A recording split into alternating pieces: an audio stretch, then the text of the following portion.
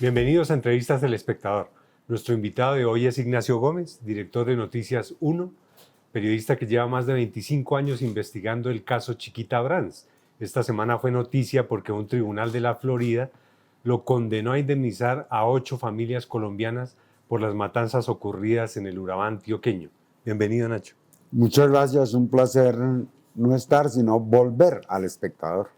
Ignacio Gómez trabajó en El Espectador entre 1986 y 2001, de manera que es uno de los periodistas más reconocidos de esta casa, y aquí fue donde empezó a hacer las investigaciones sobre este caso que esta semana nos convoca.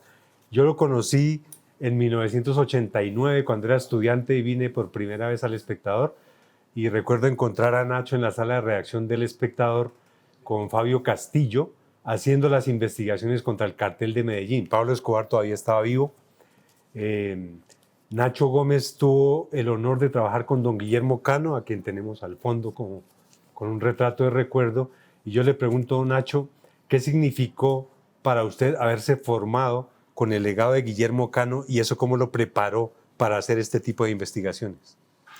Yo tuve la fortuna de tener ese contacto personal directo con Guillermo Cano a los 24 años, como en la flor del principio de mi carrera, y pues desde antes tenía conocimiento no solo como de sus actitudes éticas, sino de su posición intelectual frente a la injusticia, de la rectitud, por ejemplo, cuando llamó a los carniceros y los panaderos a anunciar en El Espectador en contra de la tenaza económica del Grupo Gran Colombiano, su valentía frente a Pablo Escobar y frente en general a las injusticias del mundo, o sea, ya era mi ídolo, y llegar yo a trabajar prácticamente a su servicio, pues para mí fue, digamos, el primer gran premio de mi vida.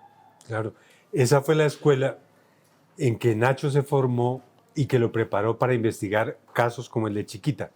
Yo recuerdo la primera vez que lo vi investigando el germen del paramilitarismo en Colombia, tenía que ver con el reciente asesinato de Luis Carlos Galán Sarmiento, y a Nacho se le metió en la cabeza que quería establecer de dónde salió el arma con la que mataron a Galán, y terminó estableciendo que el arma que mató a Luis Carlos Galán provino de los grupos paramilitares que estaba formando en el Magdalena Medio Rodríguez Gacha. Concretamente de un embarque vendido por Jair Klein o entregado por Jair Klein a ellos. Digamos que en ese momento hubo una primera investigación que se llamó el complot del Copacabana. Por Copacabana, un barco que le había traído armas a las FARC desde Jamaica. Y digamos que uno, conociendo ese caso, ya entendía como cuáles eran las claves de investigar el contrabando de armas. Y con la gente que capturaron, con los Chávez, o sea, entre Chávez y Hasbún, el que fue inocentemente inculpado, se capturó una ametralladora que terminó perteneciendo o estando su número en el expediente de Jair Klein. Recuerdo que Nacho en esa época me enseñó que siempre que uno iba a un operativo había que anotar los números de serie de las armas que decomisaban, y por ahí empezamos muchas investigaciones. En el caso de Chiquita, recuerdo que en 1998 Nacho ya tenía una inquietud grande porque le habían llegado denuncias de campesinos del Urabá antioqueño hablando del poder que tenía Chiquita Brands sobre el puerto de Turbo. Así fue que empezó esta investigación. Sí, la investigación, pues en primer lugar, los hechos eran claros desde el principio, prácticamente desde 1989, cuando las masacres de Honduras y Coquitos, en donde la bananera asesinaba a sus dirigentes sindicales.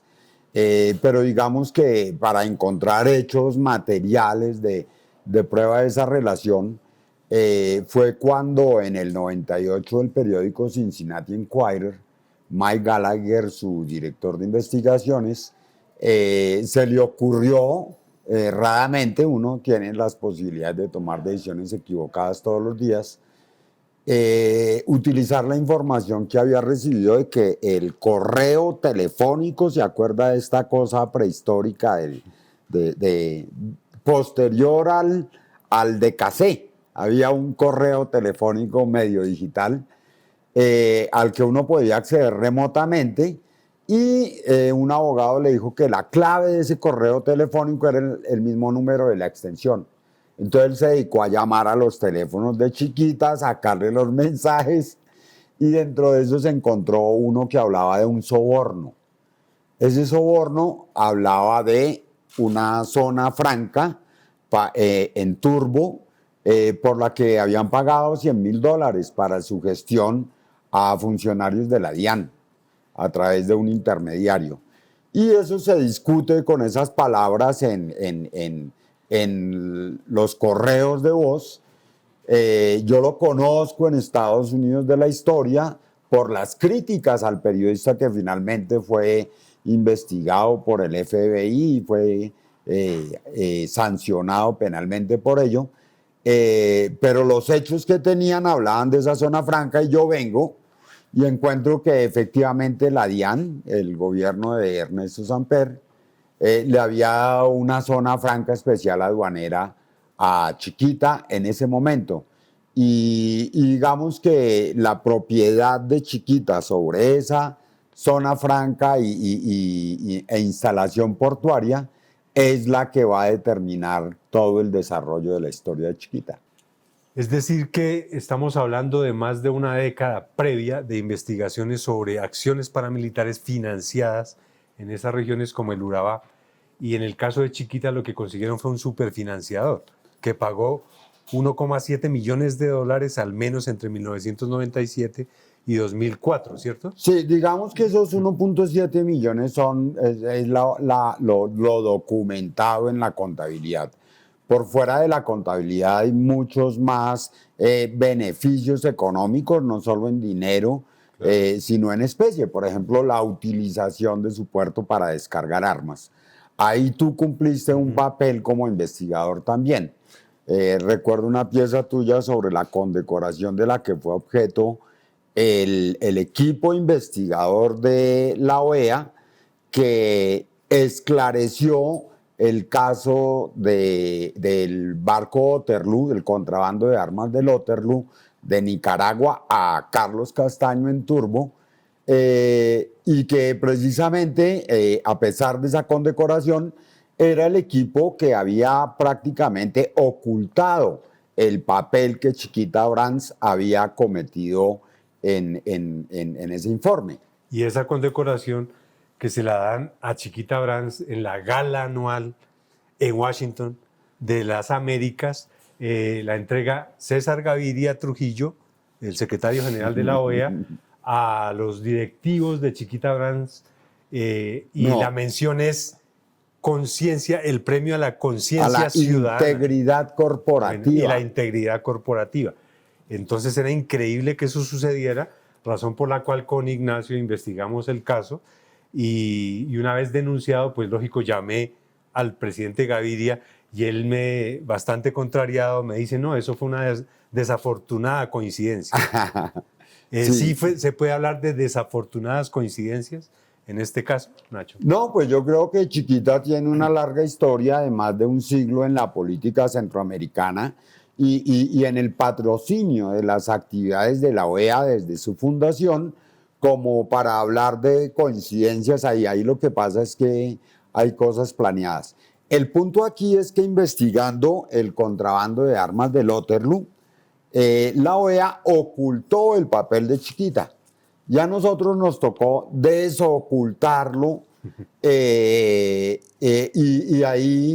a propósito de eso, ya cuando se puede relacionar a Chiquita con el desembarco de las armas del Waterloo. ¿Cuántas eran? 3.500 fusiles AK-47, es que ya el Departamento de Justicia le dice, oiga, pero Chiquita, ¿usted qué está haciendo? Exacto. Y ese desembarco más esa financiación desemboca en el tema de fondo que más nos interesa, que son los crímenes contra centenares de familias campesinas, y el Tribunal de la Florida apenas lo que dice ahora es debe indemnizar a 8. Pero detrás de esas 8, ¿cuántas cicatrices hay, Nacho? Hay muchas más, es decir, los documentados en Justicia y Paz del bloque bananero son 1.800, los del Elmer Cárdenas son 2.000 y pico, los del bloque norte son como 8.000, pero pues obviamente que uno no puede pensar que las armas que Carlos Castaño, que dejó 3.500 fusiles AK-47 en Urabá, es decir, esos fusiles fueron utilizados para matar gente prácticamente en todo el país. Y hay como más evidencias de la relación de esos pagos de Chiquita con otros crímenes cometidos durante esa época y por las personas que directamente recibían los aportes de Chiquita. Podemos Por hablar ejemplo, de ¿qué Otoniel. crímenes? Bueno, O sea, el primero en recibir los aportes de Chiquita a través de la Convivir Costa Azul es Dairo Antonio Usugalias Otoniel. Y Otoniel, entre sus múltiples crímenes, tiene el de la masacre de Mapiripán por el que ya fue condenado. Pero exacto. posteriormente eso llega hasta el bloque norte, según la sentencia, y el bloque norte pues son los crímenes de Salvatore Mancuso. Exacto. Pero después de más de 25 años, ¿qué significa que un tribunal de la Alforía diga sí? Se cometieron estos delitos y hay que indemnizar a estas personas después de tanto esfuerzo, tanto riesgo asumido. Yo sé que hay intelectuales que van a encontrar graciosa mi interpretación del periodista como un intelectual. Pero yo pienso que esto es como un triunfo de la intelectualidad latinoamericana que durante prácticamente más de un siglo, si le damos un principio anterior a la masacre de las bananeras, más de un siglo del tema de Sandino, peleando contra Chiquita, que era el dueño prácticamente de todas las tierras de Nicaragua, Guatemala, tratando de encontrar una reparación por el golpe de Jacobo Arbenz, hecho por la Chiquita, o la masacre de las bananeras colombianas, o las naciones del Caribe que prácticamente tuvieron una quiebra en su economía por las maniobras de Chiquita para quedarse con el mercado petrolero y quitarles los subsidios que tenían de sus países anteriores excoloniales. Es decir, los crímenes de Chiquita se van a lo largo de un siglo y a lo largo de más de un siglo de impunidad. Y cuando se produce una decisión como esta, uno dice, uy, pero entonces no eran tan invulnerables. Exacto. Es que podemos hacer un seminario de historia a través de la famosa expresión República Bananera, ¿no? Pero aparte del costo humano está el problema de la tierra. ¿Qué ha pasado con toda esta tierra que usurparon a raíz del poder armado que se forjó a través de los paramilitares y las víctimas, la mayoría no han podido volver o permanecen exiliados?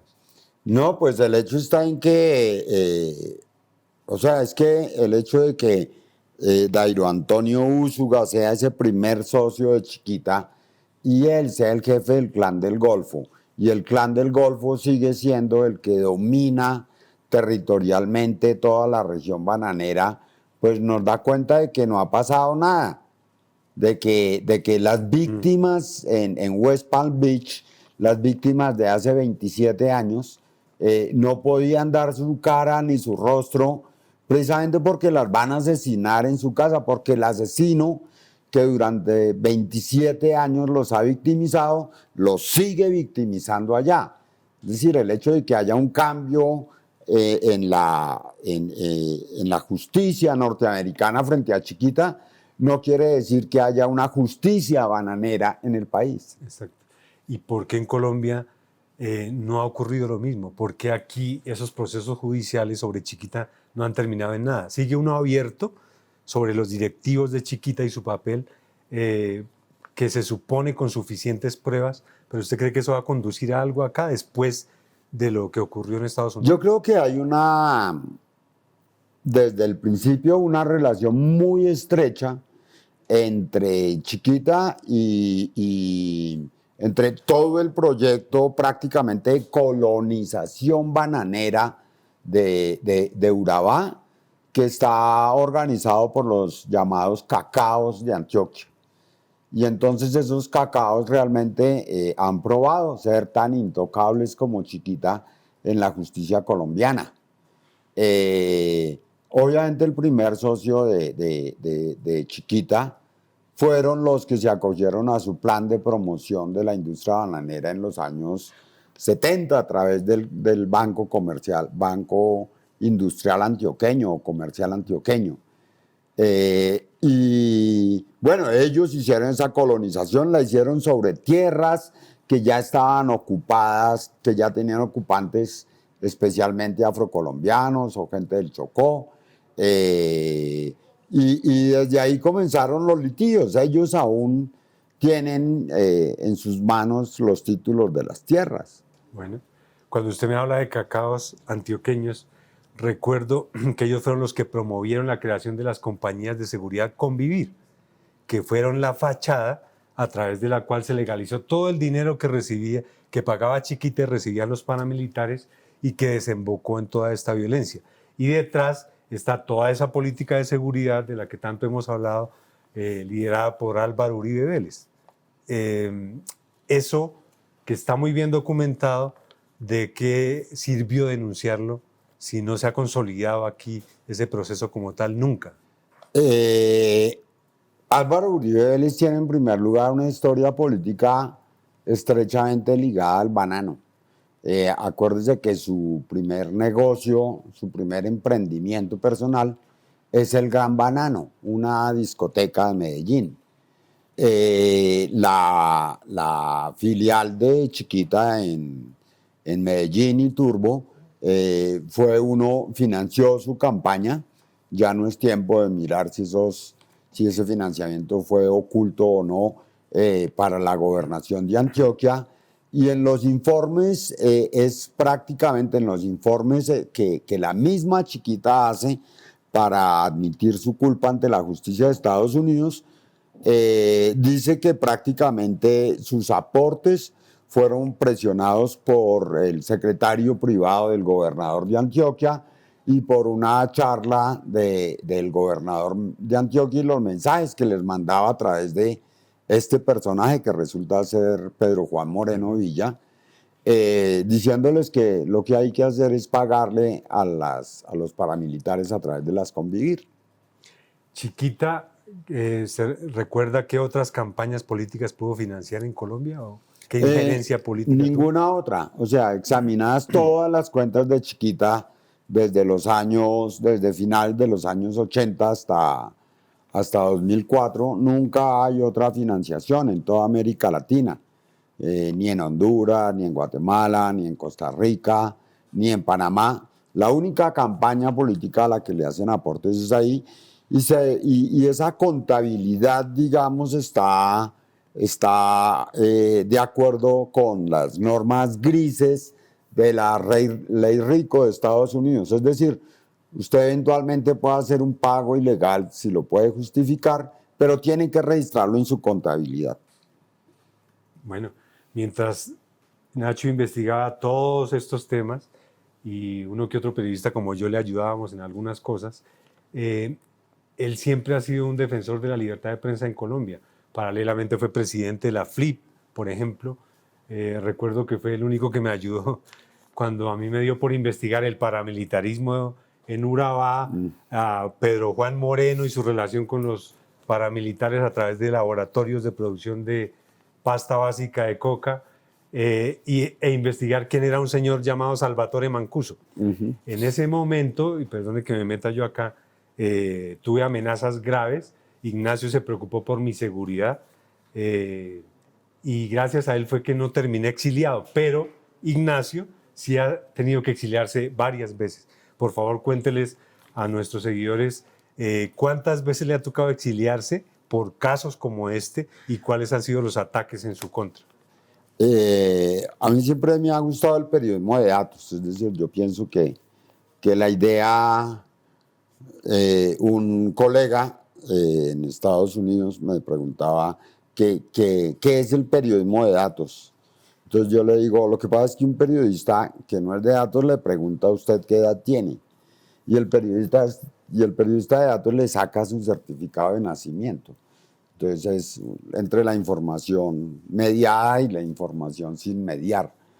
Entonces, cuando estalló el edificio Mónaco en Medellín, yo le reclamé al alcalde de Medellín en ese entonces, William Jaramillo, columnista del Espectador, que por qué estallaba un edificio en Medellín y todo el mundo a los 2 minutos decía que esa era la casa de Pablo Escobar, que si esa era la casa de Pablo Escobar y todo el mundo lo sabía, ¿por qué no lo habían buscado allá? Entonces él dijo, no, eso no tiene respuesta, pero mire el certificado. Y me entregó el certificado que tenía el número de usuario catastral de Pablo Escobar y su esposa. Entonces yo me pedí unos estados de cuenta y me salieron 647 inmuebles de Pablo Escobar en Medellín, que pagaban sus impuestos puntualmente. Y eso lo publicamos y de ahí vino la amenaza de Pablo Escobar contra El Espectador, que se convirtió en la bomba. Y días después de la bomba empezaron a llegar amenazas primero a mi casa y después a la de mi mamá. Entonces cuando llegaron a la de mi mamá yo dije, pero no, está bien, ganaron, lo que quieran. Y me fui del país, esta vez para España. Pero esa fue la primera vez. Sí. ¿Qué ha pasado después? Por ejemplo, a raíz de Chiquita específicamente, de las denuncias. A raíz de esta publicación sobre los sobornos de Chiquita, en primer lugar la persecución de Fanny Kersman. Fanny Kersman entonces calificó de un esfuerzo imaginativo. Era la directora de la DIAN. La directora de la DIAN, que había sido sobornada para ponerle el puerto a Chiquita. Entonces, que no, que el esfuerzo imaginativo de Noticias 1, etcétera. Ella después se fue a trabajar para la Philip Morris, que supuestamente era el objetivo de su persecución en Colombia. Y a los 2 años después, en el 2001, eso fue el segundo exilio. Ya de ahí vinieron amenazas. Es decir, nosotros estábamos buscando las demás conexiones de los paramilitares con el puerto de Chiquita, pero habíamos publicado también la relación de la British Petroleum con los paramilitares, y eso se había publicado en conjunto con The Guardian.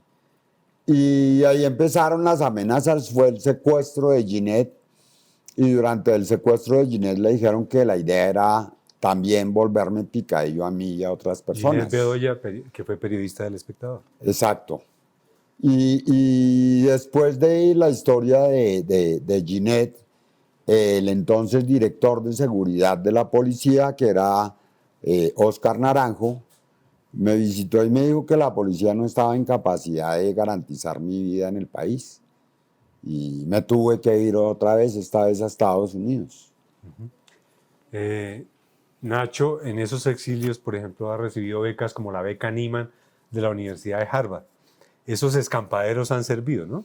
Eso fue en esta segunda oportunidad. De todos modos, digamos que la fuerza mental, como la capacidad de supervivencia en el exilio, está en siempre mirar hacia adelante. O sea, el día en el que uno se siente en el parque a llorar, comenzó la tragedia de su exilio. Pero es muy fácil, eso lo podría haber hecho desde el primer día. Pero me encontré con gente muy bonita, uno de ellos Tim Golden del New York Times, que me llevó la aplicación, me explicó cómo hacerla, me corrigió los borradores, me hizo una revisión de estilo de todas las aplicaciones. Hay que hacer 3 ensayos para aplicar a esa beca, y con su ayuda y con la de otras personas pude lograr la beca. Y pues pasé un año feliz en Harvard. Usted sigue escoltado. ¿Cuántos años lleva de su vida escoltado? Voy a cumplir 20 años en el próximo año con escolta. ¿Y se siente seguro? No, me siento inseguro. La escolta lo hace a uno sentirse inseguro, no seguro. Y, pero, Seguro si no tuviera que andar con ¿Y cómo es escolta. la cotidianidad de eso? O sea, Eh, pues es una persona monitoreando todos tus movimientos, una persona que tiene que saber a qué horas sales, con quién andas. Es una vida de incomodidad y una vida como invadida todo el tiempo. 20 años escoltados me han vuelto una persona básicamente casera, que me muevo dentro de mi misma cuadra, en las casas de los amigos, si acaso, con una limitación grave en los movimientos. Cuando tenía posibilidad de pedir vacaciones, siempre pues trataba de hacerlo en el país, fuera del país, para poder llegar uno, pisar territorio panameño y decir, aquí nadie me va a matar, aquí no hay escoltas ni nada. pero ahora que revisábamos los titulares de primera página del Espectador de los 90, porque aquí fue donde se empezó a denunciar el caso de Chiquita, ¿ha valido la pena arriesgarse tanto? Yo creo que sí, yo creo que sí, yo creo que hacer que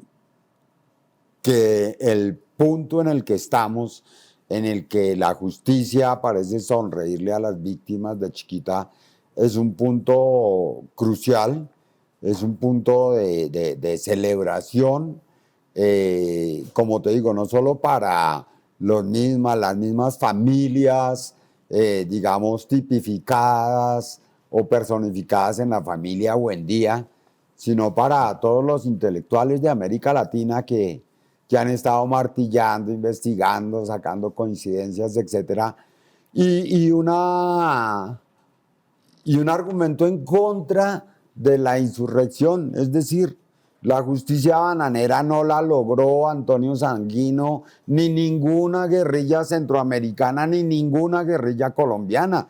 Ese no era el papel de ellos. Ellos lo único que hicieron fue contaminar y ensuciar y criminalizar el trabajo de las verdaderas víctimas de Chiquita Brands. Es decir, es un momento como de justicia y de análisis de todo eso, de lo inútil, de lo estúpido que fue pensar en armar guerrillas contra una multinacional. Claro, y aquí aprovecho también que queden claro que las investigaciones de Nacho y del Espectador en general han mostrado no solo la financiación de multinacionales como Chiquita a paramilitares, sino también hemos investigado la financiación a guerrillas, claro, o a mafias de todo tipo, ¿no? Entonces, en este país de extremos, para que no se piense que no, Nacho se ha dedicado a investigar. Es importante, antes de, o sea, con la guerrilla en La Habana, con las FARC en La Habana, expusimos con el Consorcio de Periodismo Investigativo cómo ellos estaban robando el tuxteno del parque de Inírida para vendérselo a Airbus. Y ni Airbus ni las FARC pudieron decir ni mu. Ese fenómeno de las multinacionales sobornando, pagando, que es un círculo vicioso de décadas y décadas, ¿se mantiene hoy en día en Colombia? Pues yo creo que juicios como este están destinados a decirle, oiga, hay límites. Lo que usted se está comiendo, el carro que usted está usando, están dejando una huella eventualmente de carbono, pero fundamentalmente de sangre. Mire a ver. Mientras recorríamos el país explicando la violencia, siempre oíamos, Coca-Cola paga a guerrilla, paga paramilitares, Postobón paga, la Drummond paga, etcétera, etcétera. Todo eso desembocó en nada tampoco, o sea, ningún caso se consolidó. Esos fueron dos casos que no se consolidaron en la justicia de los Estados Unidos. Concretamente, el de Coca-Cola no era propiamente por pagar el peaje o el llamado impuesto de guerra de sus camiones, sino porque sus dirigentes sindicales habían sido asesinados por los paramilitares en su puesto de trabajo y los paramilitares se habían tomado la sede sindical. Pero fue imposible probar la responsabilidad de Coca-Cola en eso, o digamos que Coca-Cola contrató abogados más caros o algo así.